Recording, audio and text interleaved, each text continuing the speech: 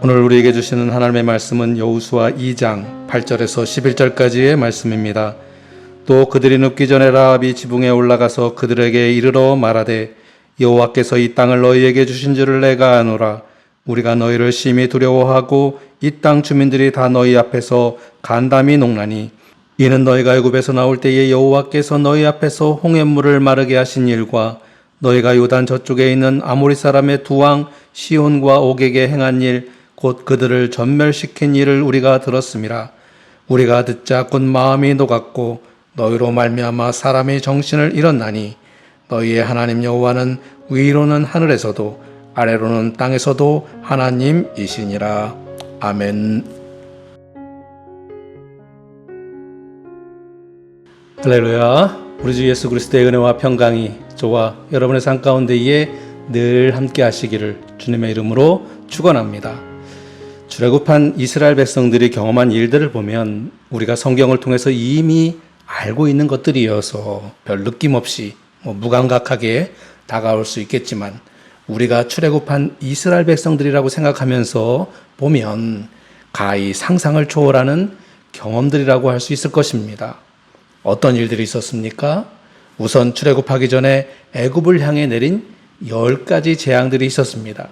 나일강의 물이 피로 변하고 갑자기 수많은 개구리가 올라오고 파리가 들끓고 우박이 내리고 메뚜기가 땅을 뒤덮고 지금으로 치면 이 재앙 하나하나마다 뉴스에서 그야말로 특보를 내보내고 전문가들이 나와서 그 원인을 분석하고 대책을 내세우느라고 아마 정신이 없을 만큼 그런 엄청난 사건들이었을 것입니다. 그야말로 세상이 시끌시끌한 뉴스거리들이었을 것입니다. 특별히 마지막 재앙이었던 애굽의 모든 장자의 죽음은 도무지 이해할 수 없는 일이었을 것입니다. 사람도 그렇지만 가축에 이르기까지 모든 처음 난 것들이 다 죽임을 당한 것입니다. 다른 것들은 다 괜찮은데 장자만 죽은 것입니다. 그런데 하나님의 말씀대로 양의 피를 문설주에 이렇게 바른 이스라엘 백성들의 장자들은 모두 무사했다라는 것입니다. 지금 이 시대에 아마 그런 일들이 일어났다라고 그러면 마찬가지로 뉴스에서만 난리가 났겠죠. 아마도 유대인 음모론이 퍼져서 살벌한 분위기가 연출되었을지도 모르겠습니다. 예전에 1923년 9월 1일에 일본 도쿄 등지에 이제 관동 대지진이 일어났을 때 14만 명이 죽고 엄청난 재산상의 피해가 발생을 했었습니다. 이때 일본 정부는 사회적 혼란과 또 이 불안을 우려해서 이를 잠재우기 위해서 언론과 가세에서 조선인을 희생양으로 삼았었습니다.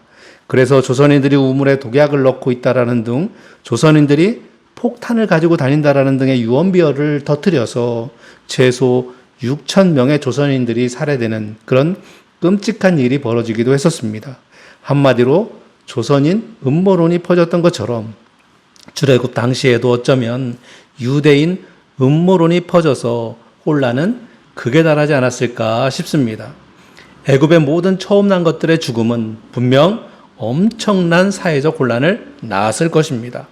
애굽의 모든 집안의 장자들이 다 죽었으니 그야말로 집집마다 초상집이 되어서 곳곳마다 곡소리가 들려왔을 것입니다. 이스라엘 백성들은 그런 엄청난 현장을 직접 경험을 했는데 그것도 자신들의 장자는 무사하고 애굽의 모든 장자들은 죽는 그런 특별한 경험을 하게 된 것입니다. 또한 어떤 경험을 했습니까? 아픈 홍해요.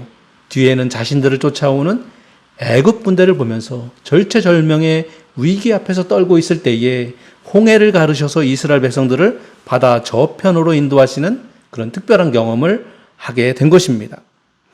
그런데 말입니다. 우리 같으면 그런 엄청난 경험을 했다면 그 어떤 고난이나 시련이 오더라도 그 어떤 유혹이 오더라도 넘어가지 않고 담대한 믿음을 지켰을 것 같은데 이스라엘 백성들은 그런 엄청난 경험을 했음에도 불구하고 흔들렸다라는 것입니다. 그것도 애굽 땅을 벗어난 지 사흘 만에 원망의 소리를 냈다고 하는 것입니다. 모세가 홍해에서 이스라엘을 인도하며 그들이 나와서 수르강가로 들어가서 거기서 사흘 길을 걸었으나 물을 얻지 못하고 마라에 이르렀더니 그건 물이 써서 마시지 못하겠으므로 그 이름을 마라라 하였더라. 백성이 모세에게 원망하여 이르되 우리가 무엇을 마실까 하며 홍해를 건넌 지 사흘 만에 원망의 소리가 나왔습니다.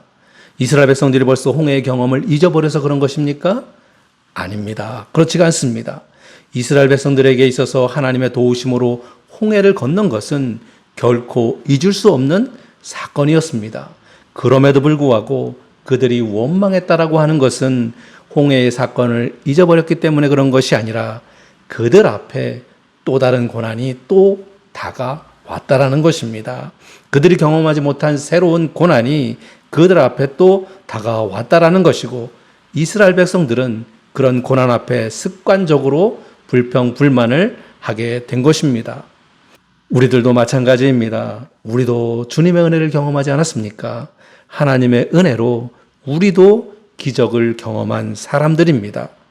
그럼에도 새로운 고난이 다가오면 우리도 습관적으로 불평하면서 원망하지 않습니까? 고난에 대한 불평과 불만, 원망은 고난의 크기와 상관이 없습니다.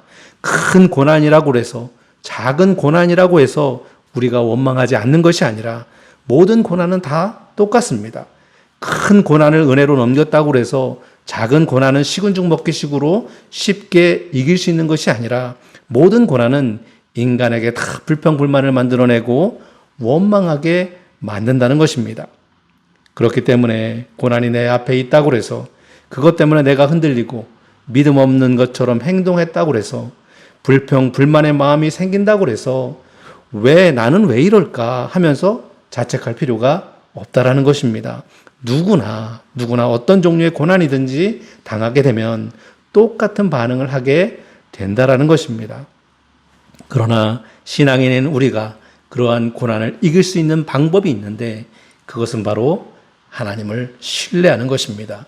하나님을 신뢰하면 그 어떤 고난이 오더라도 비록 원망은 할 수 있겠지만 그 고난에 좌절하거나 절망하지 않고 이길 수 있는 힘을 얻게 되는 것입니다. 하나님에 대한 신뢰가 부족하기 때문에 고난에 좌절하고 무너지는 것입니다. 사랑하는 성도 여러분, 하나님을 신뢰하시길 바랍니다. 그 어떤 고난과 역경이 우리 앞에 있을지라도 하나님을 신뢰하면 능히 이기고 남는 힘과 은혜를 허락해 줄 줄로 믿습니다. 하나님을 신뢰함으로 평안함을 얻게 되시기를 주님의 이름으로 축원합니다. 이스라엘 백성들에게 있어서 홍해를 건넌 사건은 분명 잊을 수 없는 사건이었습니다.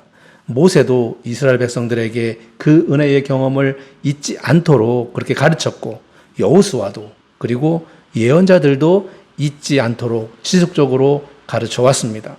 유대인들은 지금까지도 홍해의 사건을 가르치면서 하나님의 은혜를 잊지 말 것을 가르치고 있습니다.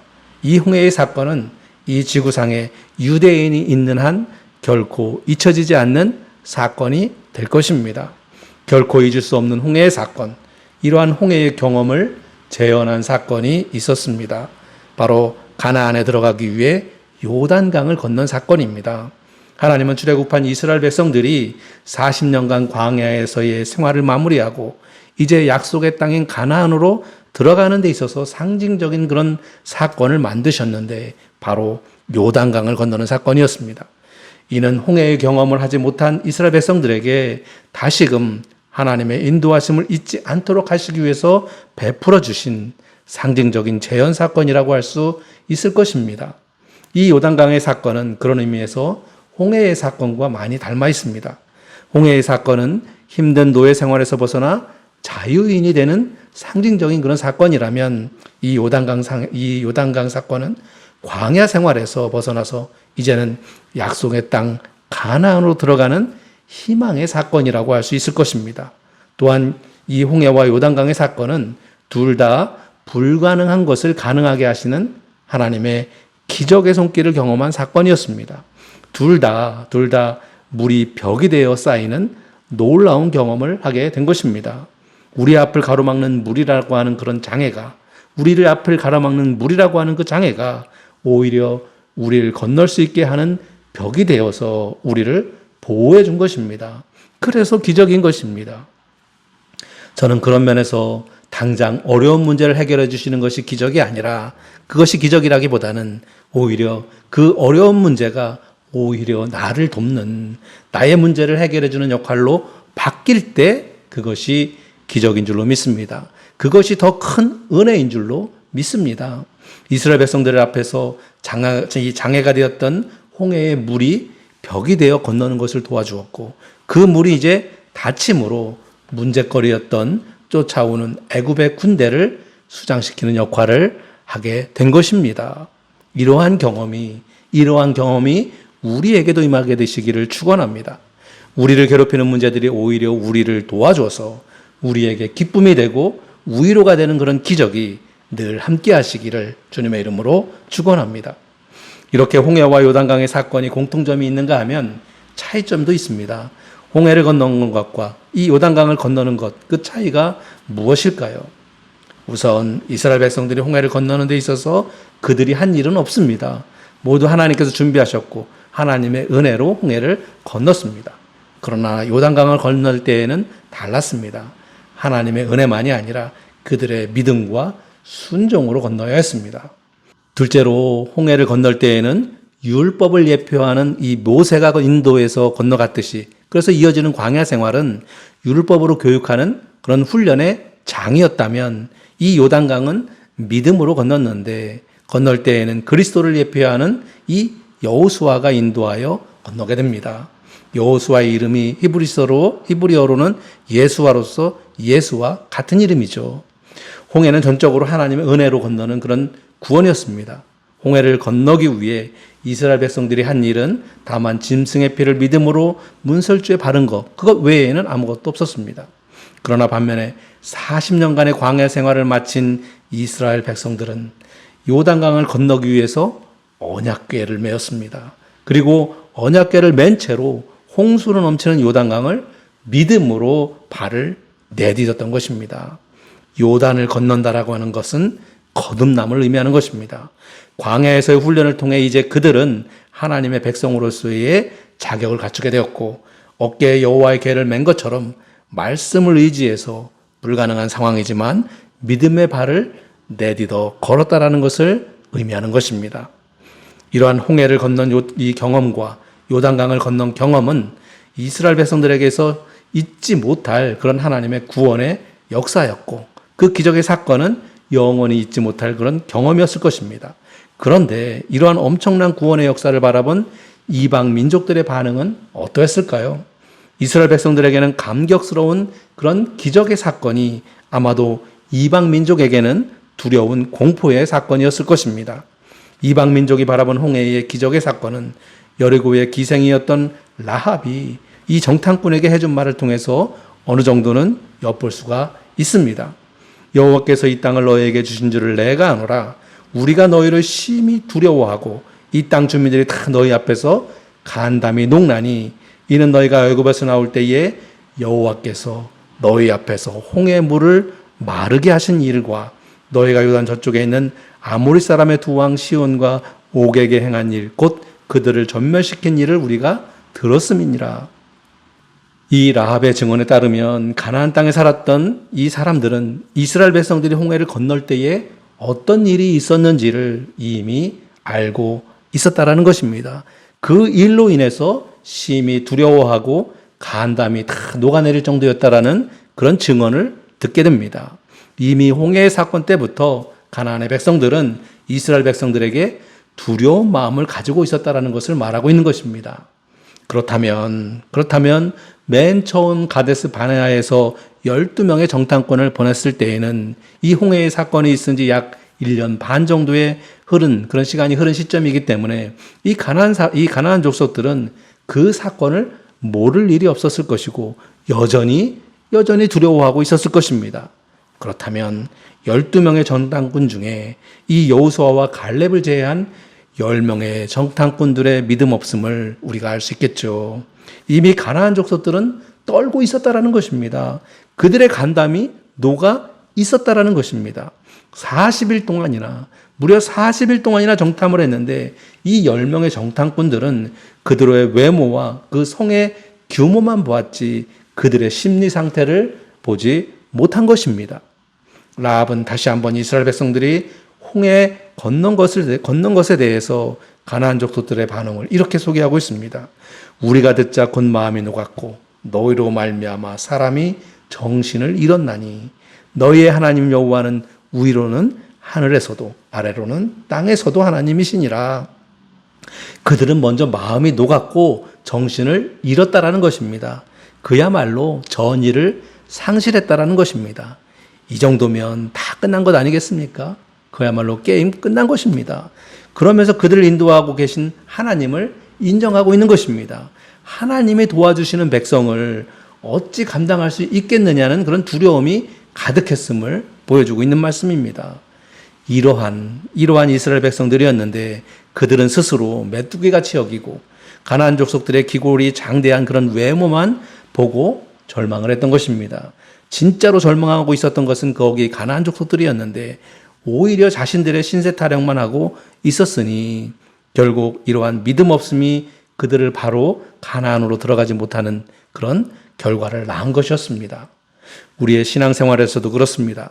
하나님은 이미 우리에게 필요한 환경과 여건을 다 갖춰주시고 우리가 하기만 하면 되게끔 그렇게 준비해 주셨는데 우리는 가나안 족속들의 외모와 그 위용에 놀라서 절망하고 또 좌절할 때가 얼마나 많이 있습니까? 이미 그들은 전의를 상실하고 간담이 다 녹아있기 때문에 그냥 하나님이 인도해 주실 것이라고 믿고 담대히 나아가기만 하면 승리를 얻을 수 있는데 우리의 믿음 없음으로 인해서 좌절을 경험할 때가 얼마나 많이 있습니까? 이 시간 우리의 믿음 없음을 다시 한번 회개하고 주님의 약속을 신뢰하지 못했던 그런 우리의 마음을 다시 한번 되돌아보고 다시금 주님의 말씀에 의지해서 주님의 인도하심을 바라면서 담대히 행하는 그런 성도들이 되시기를 주님의 이름으로 축원합니다. 이스라엘 백성들은 홍해를 건넌 것으로부터 시작해서 광야에서 연단을 받고 율법으로 훈련을 받고 이제 약속의 땅인 가나안에 들어가기만 하면 되는 것입니다. 이제 요단강 앞에 선 이스라엘 백성들은 모든 준비가 다 끝났습니다.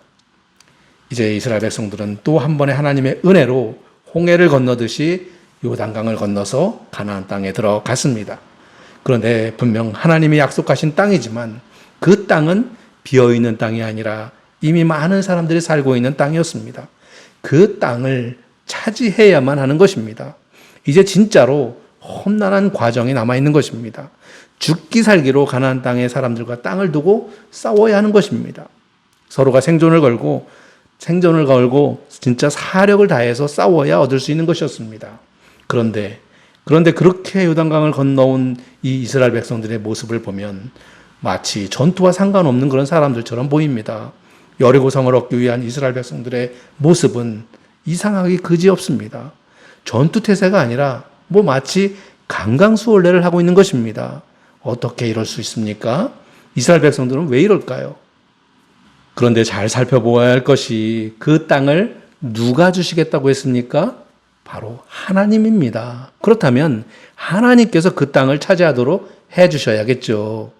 이스라엘 백성들이 홍해를 건넜을 때 그 소식을 들은 가나안 족속들이 이 겁에 질렸다고 라합이 말했던 것처럼 지금 이 요단강을 건넌 이스라엘 백성들의 이 소식을 듣고서 가나안 족속들은 그때와 마찬가지로 똑같이 겁에 질려 있었음을 성경은 기록하고 있습니다.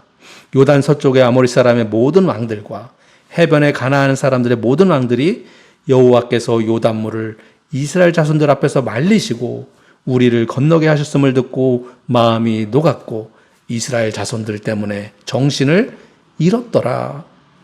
하나님은 그들의 전의를 상실하게 하셨습니다. 그리고 이스라엘 백성들을 위해 등장시키고 있는 인물이 있었는데 바로 칼을 든 여호와의 군대 대장이 등장하고 있습니다. 여호수아가 여리고에 가까이 이르렀을 때에 눈을 들어본즉 한 사람이 칼을 빼어 손에 들고 마주 서 있는지라.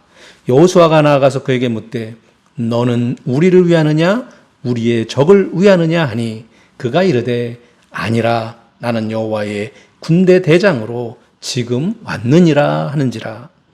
갑자기 여호와의 군대 대장이 등장하고 있습니다. 왜 하나님은 여호와의 군대 대장을 여호수아에게 보여주셨을까요? 그것은 이제부터 가나안 정복 전쟁은 너희들이 싸우는 전쟁이 아니라 하나님이 싸워 주시는 전쟁이 될 것이라는 것을 상징적으로 보여주신 사건이라고 할 수 있습니다. 앞으로 이 땅에서 치러질 전쟁은 하나님께서 친히 싸워 주셔서 이기게 해주실 것이라고 하는 것을 상징적으로 보여준 사건이라고 할 수 있습니다. 실제로 이 가나안 정복 전쟁을 보면 이스라엘 백성들은 그다지 한 일이 없습니다. 여리고를 점령할 때 그들은 성을 도는 것이 전부였습니다. 그리고 가나안의 남부 지역과 북부 지역을 점령할 때에도 그들이 연합해서 공격해 오도록 그렇게 하셨고, 하나님께서는 각종 자연 현상을 동원하셔서 한 번에 그들을 물리쳐 주심으로 승리하게 하신 것입니다. 이것이 하나님의 인도하심을 받는 사람들의 축복이자 은혜인 줄로 믿습니다. 하나님이 인도해 주시는 삶을 사는 그런 사람들은 하나님이 알아서 다 인도해 주시고 모든 문제들을 다 정리해 주시고 다 해결해 주시는 삶을 살게 될 줄로 믿습니다. 사람이 마음으로 자기의 길을 계획할지라도 그의 걸음을 인도하시는 이는 여호와시니라. 하나님은 우리가 계획할지라도 더 좋은 쪽으로 인도해 주시고 더 좋은 길로 나아가도록 우리의 걸음을 인도해 주시는 줄로 믿습니다. 그러니 그런 하나님의 인도하심을 바라며 좌우로 치우치지 말고 언제나 말씀 안에서 승리하는 삶을 사는 저와 여러분 되시기를 주님의 이름으로 축원합니다. 기도하겠습니다. 사랑과 은혜의 주님, 저희들이 경험하는 이 삶의 무게가 때로는 가나안 땅을 바라보며 두려워하는 마음을 가진 자처럼 그렇게 행동했지만, 그러나 이제부터는 언제나 주님께서 인도하셨듯이 저희들의 발걸음을 인도하셔서 기쁨과 감사의 노래를 부르며 나아가는 성도들이 되게 하여 주시옵소서. 다시금 주님을 의지함으로 새 힘을 얻는 복된 성도들이 되게 하여 주시옵소서. 예수 그리스도의 이름으로 기도드리옵나이다. 아멘.